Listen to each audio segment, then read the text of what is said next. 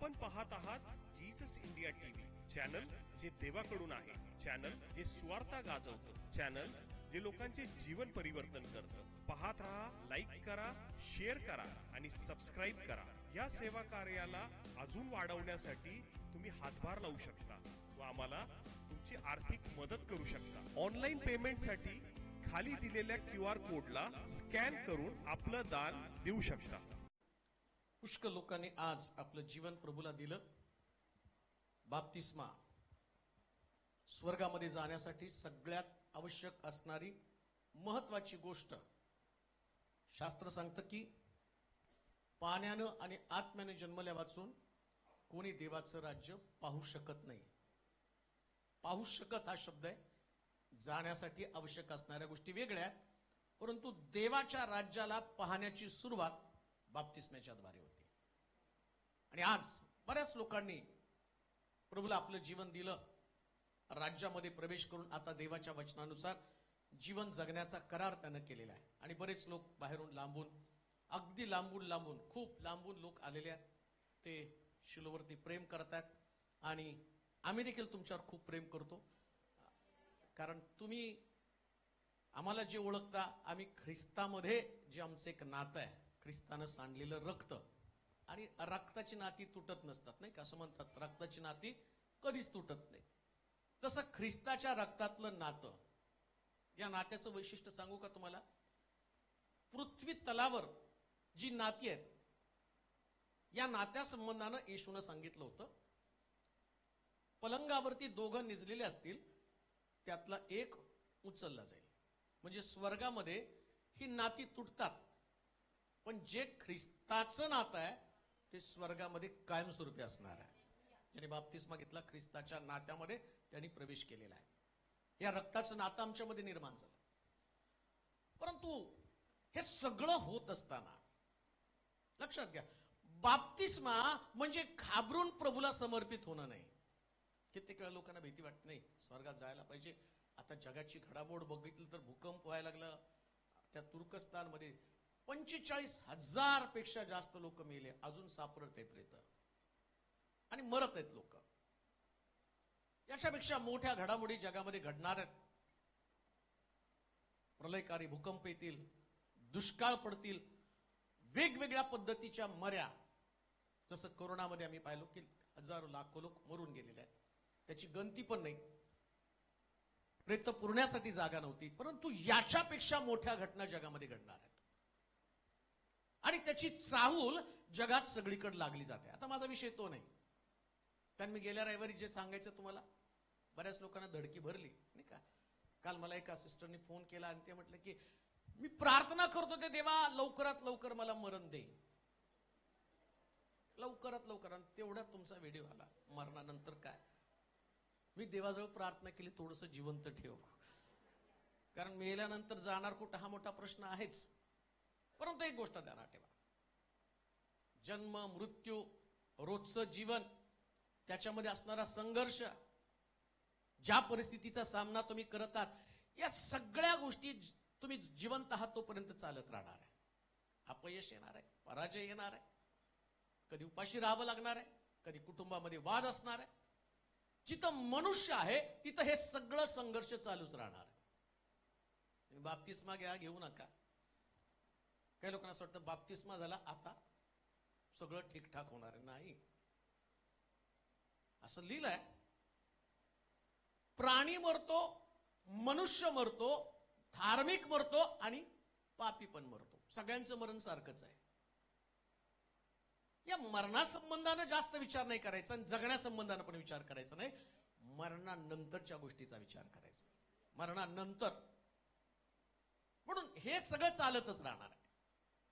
परंतु सगळ्यात महत्वाची गोष्ट काय, तर देवाची ओळख होणं. देवाची ओळख झाली पाहिजे बरं का मरण्याच्या अगोदर. एखादा व्यक्ती म्हणतो की मला देवाची ओळख झाली नाही. नाव माहिती असणं वेगळं असतेच. आम्ही पाहणार आहोत की कोण तो देव आहे. आमच्या वाडवडिलांनी, आमच्या पूर्वजांनी आम्हाला एका देवाची ओळख करून दिलेली आहे. कोणीतरी आमच्या पंजोबानं, आजोबानं, खापर पंजोबानं कुणीतरी ख्रिस्ताला स्वीकारलं आणि मग आम्हाला असं वाटतं की ख्रिस्ती परिवारामध्ये माझा जन्म झाला, त्यामुळं मला देवाची ओळख आहे. परंतु असं म्हणून तुम्हाला चालणार नाही बरं का.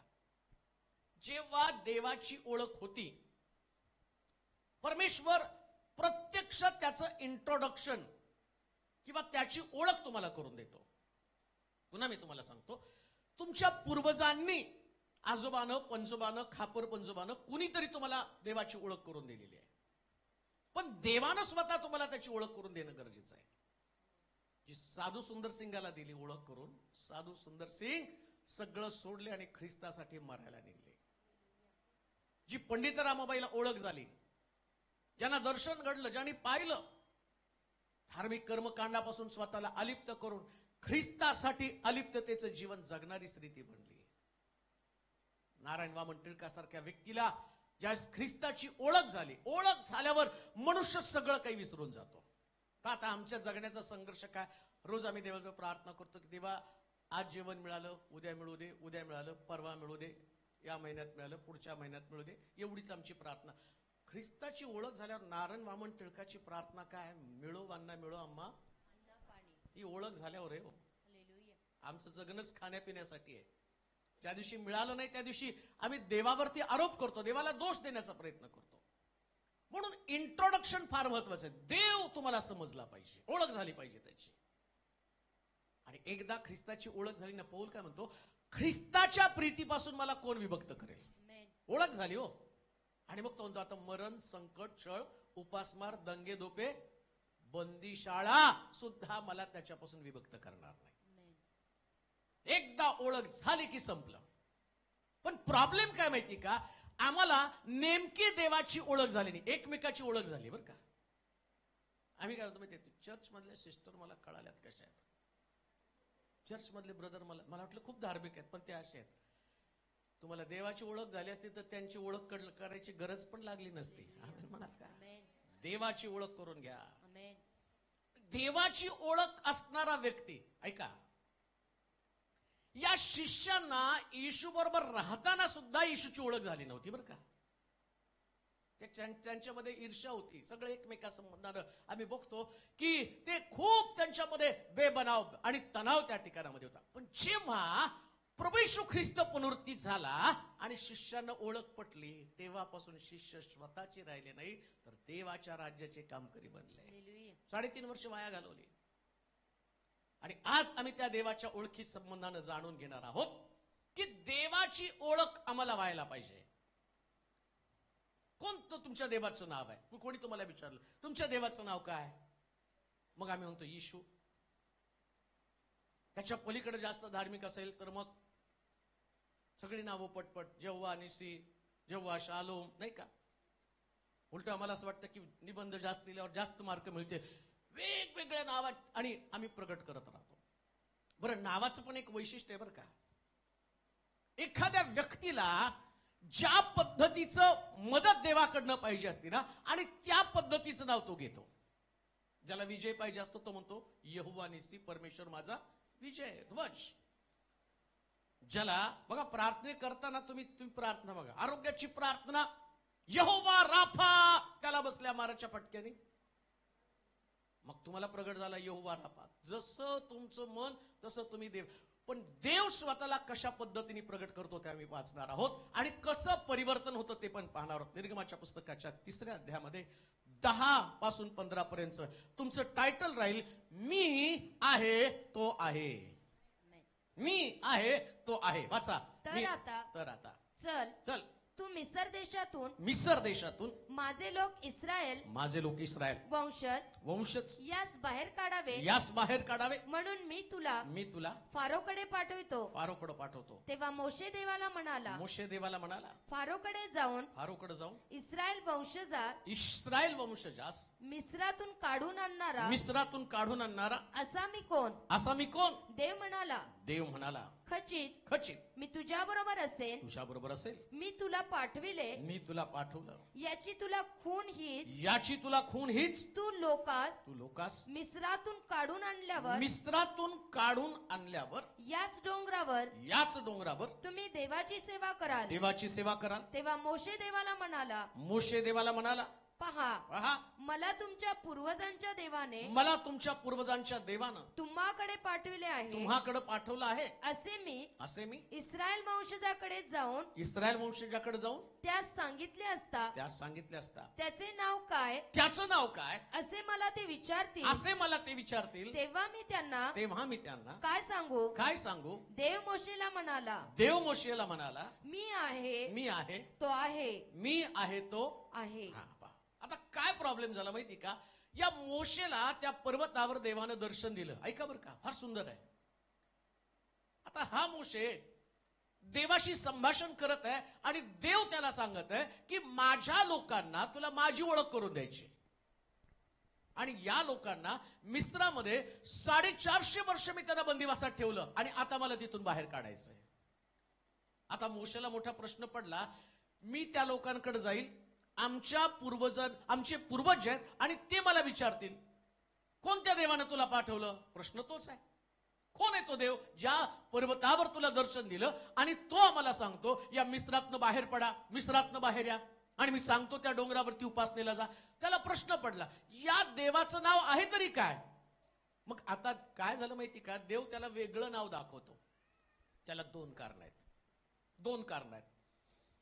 प्रत्येक वेळेस प्रत्येकाला वेगवेगळ्या पद्धतीने हा देव प्रगट झाला, वेगवेगळ्या पद्धतीने. मोशे समोर प्रगट होताना तो काय म्हटला, मी ईर्ष्यावान देव आहे.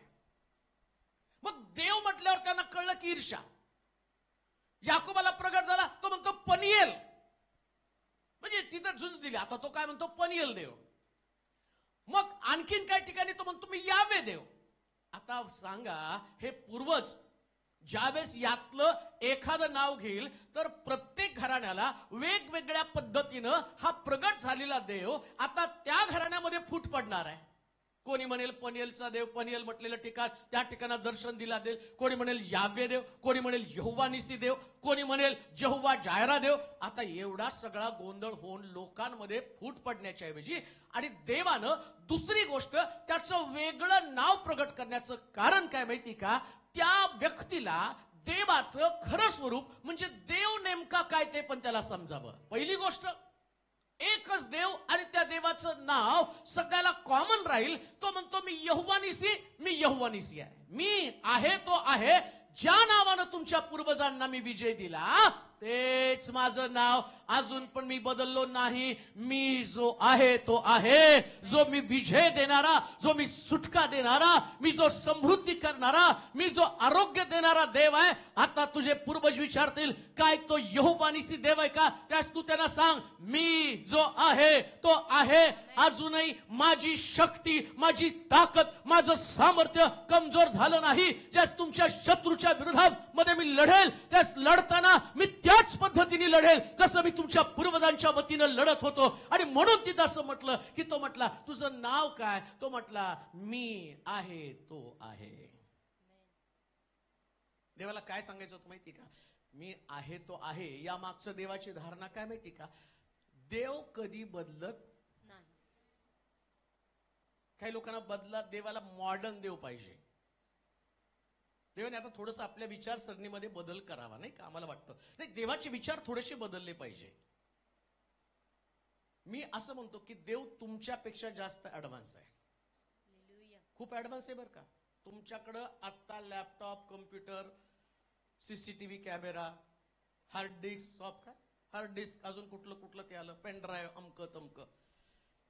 परंतु देवाकडं 800 कोटी लोकांचं डाटा एकत्र राहील एवढं मोठं त्याच्याकडे सेंटर आहे. तुमचं तर कम्प्युटर फुटून जातो त्याच्यामध्ये. आणि देवाकडं तुमचं बोलणं, तुमचं चालणं याचं सगळं रेकॉर्डिंग असणार आहे. म्हणजे देव तुमच्यापेक्षा खूप ऍडव्हान्स आहे. तुम्ही देवाला चेंज करू शकत नाही. म्हणून तो काय म्हटला, मी आहे तो आहे. म्हणजे त्याला मी भूतकाळामध्ये मी होतो, वर्तमान काळात मी आहे, भविष्यामध्ये पण मीच असणार आहे. मी आहे तो आहे म्हणजे 3 काळ चालणारा देव आहे. आता त्याला हे सांगायचं कारण काय माहिती का, देवाला तुमचा पास्ट पण माहितीये, देवाला तुमचं वर्तमान पण माहितीये, आणि भविष्यात तुम्ही काय गोंधळ करणार हे पण देवाला माहितीये बरं का. त्या देवाला सांगताना ते सांगायचंय, तुम्ही किती पण धार्मिक बनून देवा, तुम्हाला बरेच लोक म्हणतात ना, मला जर देवानं ती नोकरी दिली ना पाळक साहेब, मग इथून पुढे मी दर रविवारी चर्चला येईल. देवाला ते पण माहितीये तुम्ही किती लबाडन लुच्चेत, नोकरी घेऊन कसे घरी बसणार आहे हे प्रभूला चांगलं माहितीये. आणि त्याच्यामुळं तो म्हणतो, मी आहे तो आहे रे, मी तुला बरोबर बघून घेईल, तुला कधी द्यायचं हे मी ठरवेल. तुम्ही नाही देवाला, तुम्ही गोल तुमच्या आईबापाला करू शकता, देवाला नाही करू शकत. देव तुमचा बाप आहे आणि तुमच्या बापाचा पण बाप आहे. तो म्हणतो, म्हटलं मी तुझ्या पूर्वजांचा देव आहे, कान देऊ नाही का. आता घडलं काय तिथं वाचा परत, निर्गमाच्या पुस्तकाच्या 3ऱ्या अध्यायाच्या 11 वचनामध्ये वाचा. 3रा अध्याय 11 वचन. तेव्हा मोशे देवाला म्हणाला, फारोकडे जाऊन इस्रायल वंशजास मिस्रातून काढून आणणारा असा मी कोण. आता 2 मी एकमेकासमोर आलेत. एक मोशे मी आहे आणि दुसरा देव मी आहे. आणि 2 मीचा संघर्ष तिथं चालू झालेला आहे. ज्या पहिल्या मीनं दुसऱ्या मीला पाहिलं आणि हा दुसरा मी काय म्हणतो, मी जो आहे तो आहे. आणि तो हा पहिला मी जो आहे तो पहिला मी काय म्हणतो, मी असा कोण आहे. लक्षात घ्या, आज मी आहे तो आहे याच्याविषयी सांगत आहे. ज्या वेळेस तुम्ही मी आहे ते आहे या देवाकडे याल ना, त्यास तुमच्या मीला खरा अर्थ प्राप्त होईल.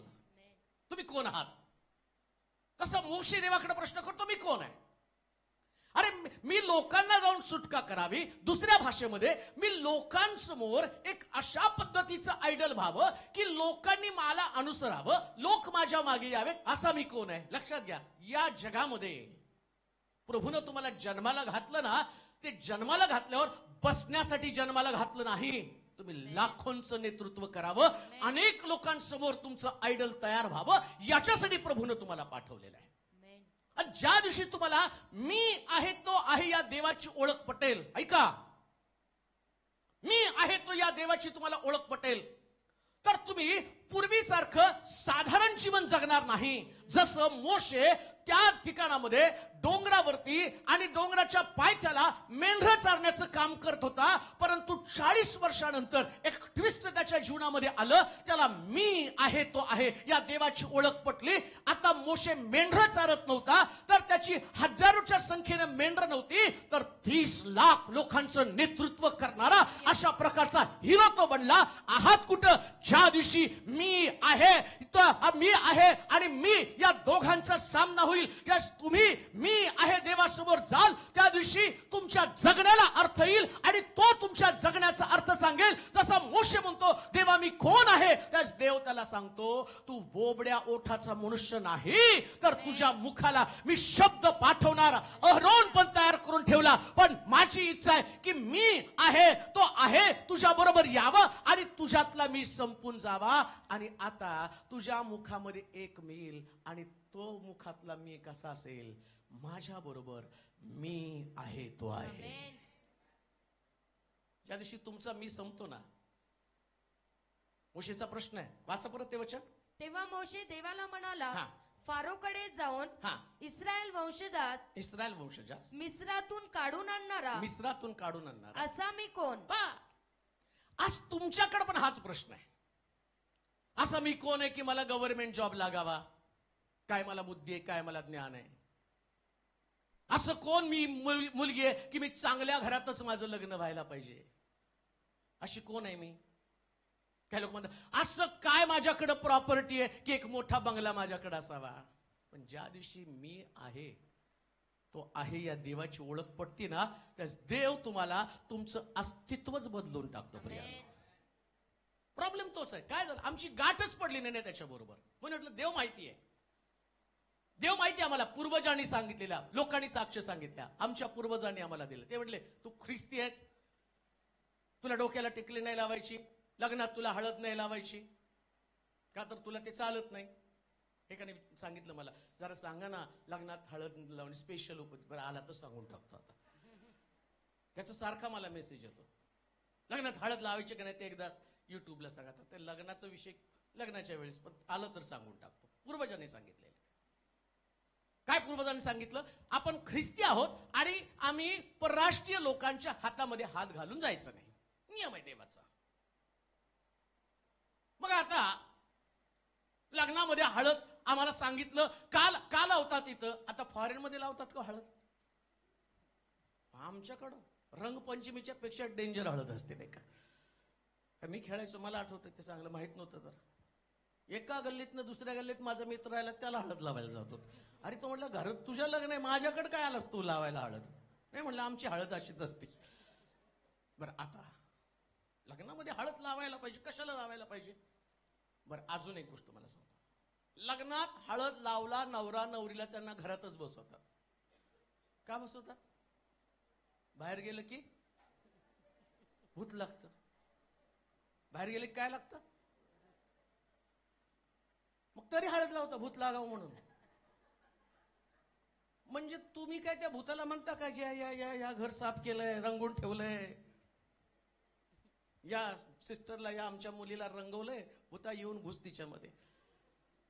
मुळामध्ये सगळ्या गोष्टी आम्हाला माहितीये की त्या गोष्टीच्या द्वारे सैतानासाठी मी जागा तयार करत आहोत. बिब्लिकली मी सांगतो, मला बाकीच्या लोकांचं नका सांगू. ते लोक कशासाठी करतात, काय करतात त्याची आम्हाला घेणं देणं नाही. पण बायबल मधल्या देवासंबंधानं सांगतो. आता तुम्हाला पवित्र शास्त्रातलं उदाहरण देतो. एस्तेर राणी राजासमोर जाताना तिच्या संबंधानं म्हटलं, तिला 6 महिन्यापर्यंत एक वेगळ्या प्रकारचे मसाले लावून आणि तिला त्या सुगंधी पाण्यामध्ये आंघोळ घालून तिचं प्रिपरेशन करत होते. पण तिला कुठं हळद नाही लावली बरं का. आता मी तुम्हाला सांगतो, जेव्हा मी या देवाची ओळख होती ना, सगळ्या ट्रॅडिशनच निघून जातात. त्याची ओळख व्हायला पाहिजे, मी जो आहे तो आहे. पण काय झालं माहिती का, आम्हाला आमच्या पूर्वजांनी दिलेला देव, फक्त त्यांनी देवाची ओळख करून दिली. ख्रिस्त आहे, ईश्वर आहे, अमक आहे, पण त्याला काय लागतं हे कुठं माहिती. झालं काय माहिती का, त्याच्यामुळं अनेक लोक म्हणतात, अहो माझ्या बायकोला भूत लागलं, माझ्या मुलीला भूत लागलं, माझ्या, आणि बऱ्याच लोकांचं तर साक्षात बाप्तिस्मा घेऊन भूत लागलं. मग मला प्रश्न पडतो, या भूतासहित त्याला बुडवलं का काय आतमध्ये? भूताचा पण बाप्तिस्मा झाला. आणि ते सांगताना मला सांगत, आम्ही बिलिव्हर्स आहे. छान आहे. का? कारण तुम्हाला मी या देवाची ओळख पटली नाही. मोशे काय म्हणतो माहिती का, माझे पूर्वज मला विचारतील तो देव कोणता आहे, ऐका, त्यास तू त्यांना सांग, मी जो आहे तो आहे, मी बदललेलो नाही. तोच देव आहे. मी तोच देव आहे ज्याची ओळख मी तुम्हाला करून दिली होती. काय? तो म्हणतो, तुम्ही मिस्रामध्ये जाल, मिस्रांसारखं वागू नका. तोच मी देव आहे. तुम्ही अमालेक्यांबरोबर जाल तर त्यांच्याशी तसला व्यवहार करू नका. म्हणून आम्ही पाहतो की ज्यावेळेस इस्रायल लोक आणि परराष्ट्रीय लोकांमध्ये राहत असताना ते म्हणायचे की तुमच्या मुली आम्हाला द्या. ते काय म्हणत होते माहिती का, आमच्या मुली आम्ही तुम्हाला देऊ, पण तुम्हाला सुनता करावी लागेल. त्यांनी नियम दिला, सुनता करा. तो नियम होता जुन्या करामध्ये. बेसुनती लोकांना मुली द्यायच्या नाही. मग त्या देवाने त्यांना प्रगट केलं, मी जो आहे तो देव. कोणता देव? रोटी वाटीचा व्यवहार करताना मी तुम्हाला नियम लावून दिला. कोणता नियम आहे? नव्या करामध्ये तोच नियम दिला. विश्वासणारे अविश्वासणाऱ्याशी संबंध जोडून विजोड होऊ शकत नाही. अंधार आणि उजेड याचा मिलाप होऊ शकत नाही. ख्रिस्ताशी बलियाराशी एक वाक्यता होऊ शकत नाही. मी तोच देव आहे. कोणता देव? जो मी आहे तो आहे, मी कधीच न बदलणारा. देवाकडे कॉम्प्रोमाइज नसतंच. म्हणून म्हटलं, मी आहे समोर. एकदा हा दुसरा मी आल्यावर हा पहिला मी तो बरोबर आकसून जातो. त्याला कळतं मी आहे समोर उभा आहे. या मी आहे समोर तुम्ही उभे. कधी कधी मला मी आहे तो देव त्याची ओळख नसल्या कारणानं इथं हा जो मी आहे तो जास्त उड्या मारायला लागतो. हा जास्त प्रबळ होतो. याला असं वाटतं माझ्या मर्जीप्रमाणे सगळं होईल. मग पाऊल म्हणत नाही का, आता मी माझ्या ठाई. मग कुठं गेला मी? त्या मीची ओळख पटली ना. हा ख्रिस्त जेव्हा ओळखीचा होतो, हा देव ज्यावेळेस ओळखीचा होतो ना, त्यास आतला, जसं मोशे म्हणतो मी कोण आहे, काय तुम्हाला त्याची ओळख पटली का? तो कोण आहे तुम्हाला माहिती का? तो देव मी आहे तो आहे, म्हणजे मी कधी न बदलणारा. आय एम द त्यांनी वापरला का? कारण द म्हणजे त्याला दुसरं कुठल्याच प्रकारचं असू शकत नाही. एकच, एकमेव, ओनली वन. इंग्लिश ग्रामर फार सुंदर आहे. ए म्हटलं की त्याच्याबरोबर सगळे मिसळले जातात. दी अर्थ, एकच पृथ्वी. द सन, एकच सूर्य. पण ए स्टार म्हटलं का? भरपूर तारे आहेत. लक्षात घ्या, आमचा देव हा एकच देव आहे की त्या देवासमोर तुम्हाला तुमचं अस्तित्व, तुमचे विचार, तुमच्या कल्पना या सगळ्या डोक्यातनं काढून त्याच्यासमोर तुम्हाला उभं राहावं लागतं. मी जो आहे तो आहे, तो कधीच बदलत नाही. त्याला बदलण्याचा प्रयत्न करू नका. तुम्हाला तुमचे विचार बदलावे लागणार आहेत. तुमचे विचार तुम्हाला बदलावे लागणार. मग मोशेला तो प्रगट होताना काय म्हणतो? मोशे म्हणतो की देवा मी कोण आहे? तुम्हाला तुमचं अस्तित्व शोधायला पाहिजे. मी नेमकं कोण आहे? मी त्याचा उपासक आहे? मी त्याचा आराधक आहे? मी त्याचा अनुयायी आहे? मी त्याचा फॉलोवर आहे? मी त्याचे सिद्धांत पाळणार आहे? कोणता व्यक्ती आहे? जो देव तुम्हाला हिरो बनवू इच्छितो, ज्या देवाला वाटतं त्याची ओळख झाल्यानंतर तुम्ही तुमचं जगामधलं अस्तित्व आणि एक वेगळ्या प्रकारचं निर्माण करावं. तुमच्या बिझनेसमध्ये, तुमच्या कुटुंबामध्ये, तुमच्या परिवारामध्ये एकदा का तुम्हाला या मीची ओळख पटली, मी जो आहे तो आहे. लक्षात घ्या, तुम्ही जर 100% त्याच्या वचनाप्रमाणे चालण्याचं ठरवलं तर लक्षात घ्या, तुमचं जीवन आणि जसं मोशेचं जीवन बदललं. आता मोशेच्या हातामध्ये काठी होती, पण ही काठी साधारण काठी नव्हती. या काठीमध्ये सामर्थ्य आलं होतं, कारण मी या देवाची ओळख पटलेली. आता त्याच्या काठीचं रूपांतर झालं. त्यानं खडकावरती आपटली, त्याच्यातनं पाणी निघालं. आणि म्हणून लक्षात ठेवा, एकदा मी आहे या देवाची ओळख पटली ना, मग तुमची आई तुमच्यासाठी डायलॉग मारेल, माझा मुलगा लात मारेल तिथं पाणी काढेल का? कारण आतापर्यंत तुम्हाला बुद्धी, ज्ञान याच्यानं तुम्ही काम करत होता, पण आता एक नवीन सामर्थ्याची ओळख तुम्हाला झाली आणि त्याचं नाव मी आहे तो आहे. त्याची ओळख व्हायला पाहिजे. आणि मी आहे तो आहे ना, हा रोज तुम्हाला सांगतो बरं का, सकाळी उठल्यावर पण मी आहे बरं का. कधी कधी बाप घरामध्ये सांगतो मी आहे अजून. म्हणजे काय? गडबड गोंधळ बंद करा, हे दाखवायचं देवाला. त्याची नावाची ओळख करून देण्याचं कारण काय माहिती का? मी अजून. कधी कधी मुलं प्रॉपर्टीचा हिस्सा मागत असतात. ते काय म्हणतात? अजून आम्ही गेल्यावर वाटणी करा. म्हणून चर्चमध्ये सुद्धा ज्या दिवशी मी आहे ह्या देवाची ओळख पटेल ना, त्या चर्चमध्ये प्रत्येक मी संपून जाणार आहे. प्रत्येक मी संपून जाणार आहे.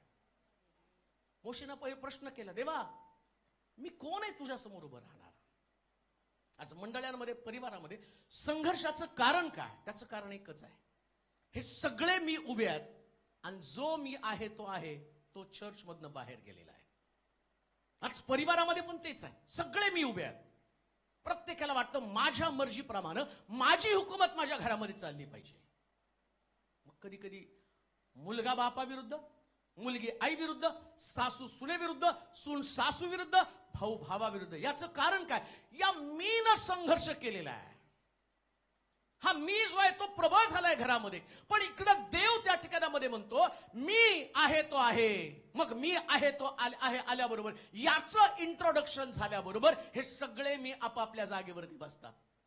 सगळे मी आपापल्या जागेवरती बसलेले. तिथं मी राहतच नाही. आता प्रत्येक जण काय म्हणतो, आमच्या घरामध्ये मी नसलो तर चालेल, पण प्रभू असला पाहिजे. हा मी असला पाहिजे. कोणता मी? की जो आपलं अस्तित्व दाखवून देतो, जो आमच्या जीवनाला जगण्याचा एक मार्ग आणि आखून देतो. प्रियानो, काम देऊ नाही का? जगायचं तर मीला घेऊन जगा. कोणता मी? मी आहे तो आहे. त्या मीला घेऊन जगा आणि जगून पहा किती मोठा विजय तुम्हाला मिळणार आहे. साधारण लोक तुम्ही राहणारच नाही हो. तुमच्या जगण्याची एक पद्धत बदलली जाईल, तुमची विचार करण्याची पद्धत बदलली जाईल. तुम्ही इतके पॉझिटिव्ह बनताल ना की तुम्हाला कळेल हे जग आम्हाला राज्य करण्यासाठी आहे. हे जग आम्हाला नष्ट आणि जगामध्ये नष्ट होण्यासाठी नाही, तर मी आहे त्या देवाला घेऊन मी पुढे जाणार आहे. वाचा बरं त्याचं वचन. तेव्हा मोशे देवाला म्हणाला, फारोकडे जाऊन इस्रायल वंशजास मिस्रातून काढून आणणारा असा मी कोण? देव म्हणाला खचित मी तुझ्या बरोबर असेल. आता पहा, तो त्याचा प्रश्न काय? असा मी कोण? आता देव काय म्हणतो? खचित मी तुझ्या बरोबर असेल. देवानं दुसरा मी त्याच्या समोर. कोणता मी? मोशे म्हणतो मी कोण आहे? ऐका बरं का, आता थोडीशी मोशेची स्टोरी. हा जो मोशे आहे ना, 40 वर्षापूर्वी फारोच्या राजवाड्यामध्ये राजपुत्र म्हणून राहिलेला होता. ऐका, 40 वर्षापूर्वी त्याचं जर जीवन बघितलं ना, एकदम हाय फाय, रथ यायचा, रथामध्ये बसून जायचा, मुजरा लोक करत होते, फारोच्या कन्येचा पुत्र, फारोचा मुलगा म्हणून त्याला दर्जा आहे. आणि आता 40 वर्षानंतर स्टोरी बदलली. जिथं तो मोशे पर्वतावर गेला तर त्याच्याकडं अंगाला वास येणारी वस्त्र आहेत, त्याच्याकडची बुद्धी 40 वर्षानंतर लोप पावलेली आहे. आणि तो देवाला प्रश्न करतो, 40 वर्षापूर्वी जो मोशे होता तो मी नाही, आता मी कोण आहे? तू मला दर्शन द्यावं, तू माझ्याशी बोलावं, असं मी कोण आहे? सगळं काही तर त्याच्याकडनं गेलेलं होतं. कदाचित तुमचा संघर्ष हाच असेल, तुमच्या हातामध्ये यश नसेल, एक साधारण व्यक्ती म्हणून पराजित जीवन तुम्ही जगत असाल, तुमच्या हाताला काम नाही, तुमचा बिझनेस फेल्युअर आहे, कुठं तुम्ही हात घालता प्रत्येक ठिकाणामध्ये तुम्हाला अपयश येतं, तुमचं कुटुंब तुटलेलं आहे, आणि तुम्ही देवाला प्रश्न करता. देव तुम्हाला म्हणतो, तुला मी लोकांसमोर उभं करणार आहे आणि लोक तुझ्याद्वारे माझ्या मार्गे, किंवा मी जो कनान देश, वचनदत्त देश, त्या देशामध्ये तुझ्याद्वारे मी अनेक लोकांना नेणार आहे. ऐका, महत्वाचा गाभा मी तुम्हाला सांगत आहे. मंडळीमध्ये, चर्चमध्ये, एखाद्या गावात, परिवारामध्ये देवानं तुम्हाला असा जन्म घातला नाही. तुमच्या घराण्याचं नेतृत्व तुम्हाला करायचं आहे, तुमच्या मंडळीचं नेतृत्व तुम्हाला करायचं आहे, तुम्हाला तुमच्या शहराचं नेतृत्व करायचं. मग ते शहराचं नेतृत्व करत असताना कदाचित तुम्ही तुमचं अस्तित्व हरवून बसलेलं असाल, सगळं काही लॉस झालेलं असेल, निघून गेलेले अस्तित्वहीन लोक तुम्ही आहात. आणि त्या डोंगरावरती प्रभू तुमच्याशी बोलतो. तो देवाला प्रश्न करतो, मी असा कोण आहे? हरवून बसला अस्तित्व. आणि तेवढ्यामध्ये देव त्याला दुसऱ्या मीची इंट्रोडक्शन करताना काय म्हणतो, तू कोण आहे हा विचार करू नको, मी तुझ्या बरोबर राहील. किती सुंदर आहे नाही का? मी फेल्युअर आहे, माझा बिझनेस चालत नाही, माझं शाळेमध्ये डोकं चालत नाही, नातेवाईक मला जवळ करत नाही, माझं भविष्य अंधकारमय आहे, मला असं वाटतं मी रोज मेंढरं चारणार आहे, मला असं वाटतं. आता मोशेचं एज 80 वर्ष झाले. किती वर्ष? म्हणजे रिटायरमेंटच्या जवळ आलेला आहे. आणि रिटायरमेंट नंतर देव त्याला सांगतो, तुला अजून 40 वर्ष सेवा करून घेणार आहे. काय आम्हीची ताकद आहे, काय आम्हीची ताकद आहे. ज्या ठिकाणामध्ये सगळं संपलं आणि तिथं एक नवीन आरंभ करतो, हा मी येऊन आज तुमच्या जीवनामध्ये एक नवीन सुरुवात करणार आहे. एक नवीन सुरुवात, एक न्यू बिगिनिंग. पण एक गोष्ट ध्यानात ठेवा, तुम्हाला त्या मीचं थोडंसं ऐकावं लागणार आहे आणि तुमच्या मीला थोडं शांत करावं लागणार, नाही का? कधी कधी काय होतं, हे मी त्या मीला भांडत बसतो. देवा मी असा आहे, मी दर रविवारी चर्चला जातो, मी दान धर्म करतो, मी दशांश देतो, मी आराधना करतो, मी वाद्य वाजवतो, मी अमक करतो, मी हे सगळं मी करायला लागलं ना, तो मी गप्प बसतो. म्हणतो तूच बोल. कधी कधी असं होतं नाही का, समोरचा व्यक्ती जास्त बोलायला लागला, हा ठीक आहे बोला तुम्ही. मला पण कधी कधी प्रार्थना, लोक फार टिपिकल लोक असतात, काही काही लोक प्रार्थना करायला सांगतात आणि मी प्रार्थना चालू केली ना, परत तेच रट लावतात. मग मी निवांत ऐकत म्हणते, पास्टर आहात ना तुम्ही, तुमचं संपल्यावर माझं चालू होईल ना.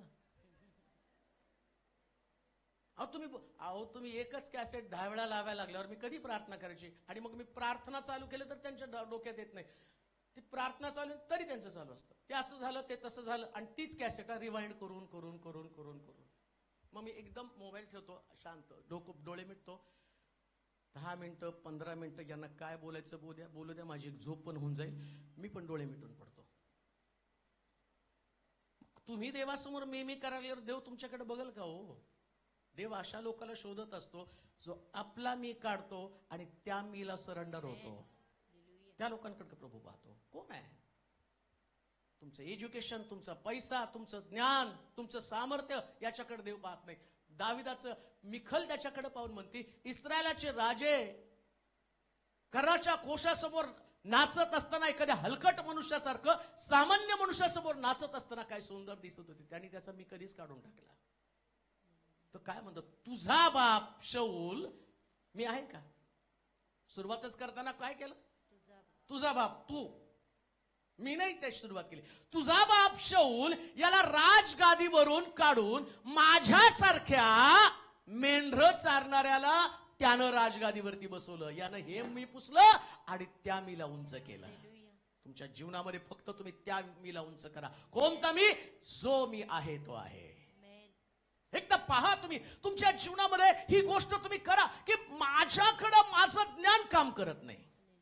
नाही ज्ञान काम करत, तुमची ओळख पण काम करणार नाही, तुमचा पैसा तुमचं आरोग्य काम करणार नाही, तुमचं चांगलं खाणं काम करणार नाही. पण तुमचा मी जर तुमच्या बरोबर असेल ना तर तो मी तुम्हाला मृत्यूच्या बंधनात बाहेर काढेल. त्या मीची ओळख करून घ्या. मी जो आहे तो आहे. दुसरी गोष्ट वाचूया निर्गमाच्या पुस्तकाच्या 3 अध्यायाच्या 12 वचनामध्ये. देव म्हणाला, खचित मी तुझ्या बरोबर असेन. मी जो आहे तो आहे. आता दुसरा मुद्दा, हा जो मी नुसता मी नाही हो. त्या मीच काय अभिवचन आहे? खचित मी तुझ्या बरोबर असेन. कसं असेल? खचित मी तुझ्या. खचित म्हणजे ऍश्युरन्स आहे. काय खात्री आहे? लक्षात घ्या, मी तुम्हाला ज्या देवाची ओळख करून देतोय याचं नावच आहे मी आहे तो. मग हा मी काय म्हणतो माहिती का? मी खचित तुझ्या बरोबर असेल. काय हा मी आहे? हा देव, ज्या देवासंबंधानं म्हटलं, मोशे म्हणतो माझे पूर्वज लोक त्यांनी जर मला विचारलं, इस्रायल लोकांनी मला विचारलं कोण देव आहे, तर तो म्हटला त्यांना सांग मी आहे तो आहे. आणि मग तो मोशे म्हणतो नेमकं म्हणजे काय की तू आहे तो आहे? तो म्हटला मी तुमच्या बरोबर खचित असेन. देव तुमच्या बरोबर खचित असेल. पण कुठपर्यंत असणार आहे? नाही का, तुम्ही ज्या लग्न लावताना ते किती सुंदर अभिवचन असतात नाही का?